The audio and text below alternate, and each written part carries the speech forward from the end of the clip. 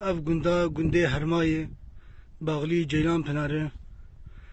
heştê mal tê de heye dor du sûd însanî tê de heye îdara van însanana ev erdanan in herkê erdê wan çel dolime heştê dolime ji xwe re gariz genim pembo diçînin û îdareta însana ji van erdana ye belê gundê Herma gelekî xweş e firey ye însanê wê pir baş e û